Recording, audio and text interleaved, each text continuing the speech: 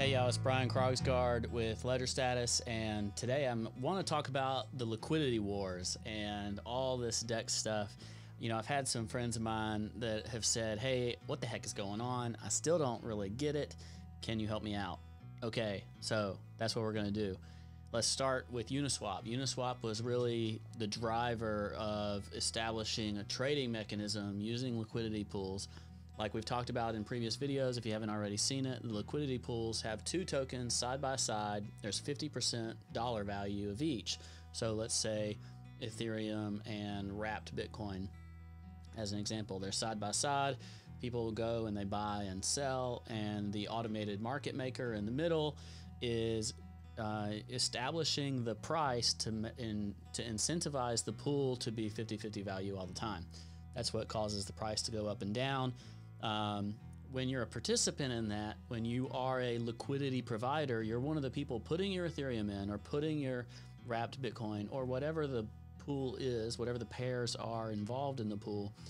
The liquidity provider is doing that, and they are at a slight disadvantage all the time because the automated market maker is keeping the pool balanced, but it's really people who are doing arbitrage between that pool and other pools and centralized exchanges or anywhere where price is established.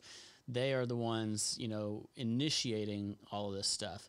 And then you have oracles, think like Link, in the middle, who are providing all of the real-time data to the market participants to take part in eliminating that arbitrage opportunity. So the liquidity provider, the person who's providing the tokens for the pool, they're always kind of the least efficient person in this mechanism. To make up for that, they get fees. On Uniswap, you get 0.3% of the trade fee, and on others, it adjusts. That doesn't really make up the whole difference. So what I guess you could call it a novel thing. We created another use case for altcoins. So what others are doing and where the liquidity wars are starting to come from now is from others saying, hey, well, instead of just getting the fees but constantly suffering impermanent loss, that's how we define that lack of efficiency for liquidity providers, we're going to reward people with additional tokens. So you've heard of maybe Uniswap, you've heard of SushiSwap, now there's CreamSwap, there's others. Binance, I think, may have one now. I don't know. There's liquidity wars. That's what's happening. They're fighting for liquidity. They're trying to provide incentives for people to put their liquidity on their protocols because they have a chance to earn the fees and all that stuff too. The way they're incentivizing that is by minting new tokens like Sushi and awarding that to people for pooling there. Sushi initially awarded Sushi tokens to people who were providing liquidity on Uniswap. So that's why liquidity on Uniswap across the platform went from like 300 million to almost $2 billion because of Sushi and some others that were doing those incentives. Now, without a protocol level incentive, individual tokens can also provide incentives. So let's say you have Alt1 and there's an Alt1 Ethereum pool. Well, the makers of Alt1 can also provide incentives by airdropping or whatever tokens to the people who are pooling for Alt1 Ethereum or whatever official pool. So there's a lot of that on Uniswap anyway, a lot of farming. That's what this is. So if you're the farmer, usually the way that works is you pool your tokens, you get the LP tokens, the liquidity pool provider tokens in response. That's almost like a trade, especially from a tax perspective. And then you receive rewards purely because you hold those. The people that are providing these, they poll all the addresses, the holders of those liquidity pool tokens, and then they can send them stuff like whatever governance token or more of the altcoin or whatever it is. Each platform, Uniswap, Balancer, SushiSwap, Uniswap, the name of their liquidity provider tokens are all a little different, and they are trying to lure in the liquidity providers, and they're trying to gain as much liquidity as they can because then it makes it a more attractive place to trade all these different tokens like Alt1, our example. So if SushiSwap or Uniswap or Balancer or wherever, if they make it more enticing to trade in their place, their decentralized exchange protocol, then they will get the fees and the activity and the users because they've lured the liquidity. By luring the liquidity, you lure the traders. By luring the traders, you get the fees.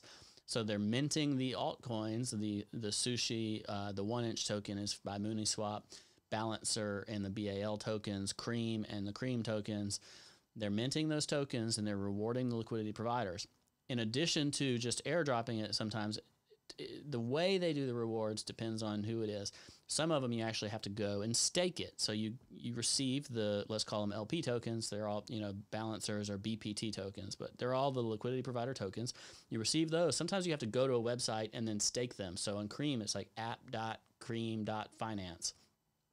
You take your liquidity provider tokens and then you stake them on that website, and then you earn additional stuff, because sometimes when you're staking, you're actually you're locking it up, and then some of them say, hey, you can't get out of this until you unlock.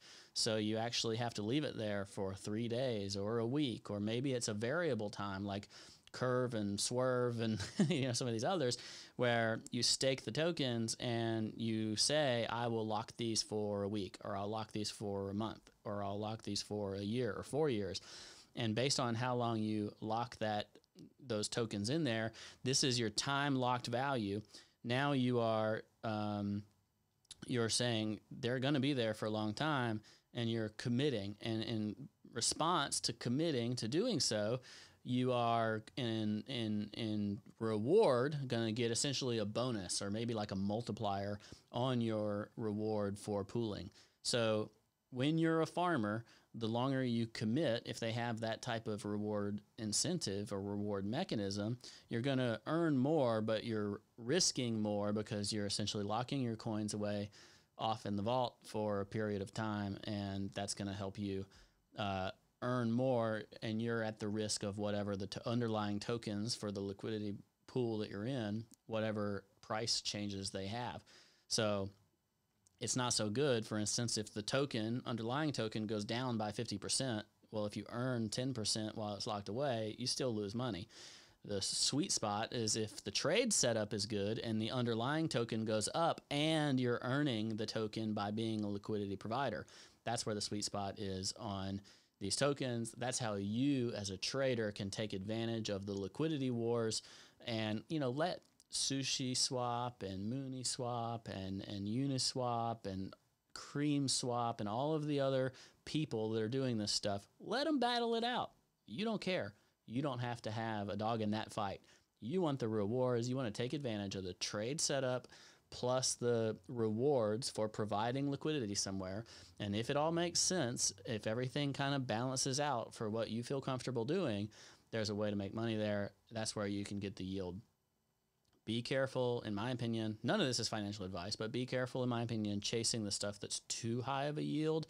But I have seen things, legitimate projects like, Balancer, I think for different pools could be 100% or 200% or 500% APY. And I've seen really great returns for a whole bunch of different tokens, whether it's Balancer or MTA or Cream, or, going for the 1-inch tokens.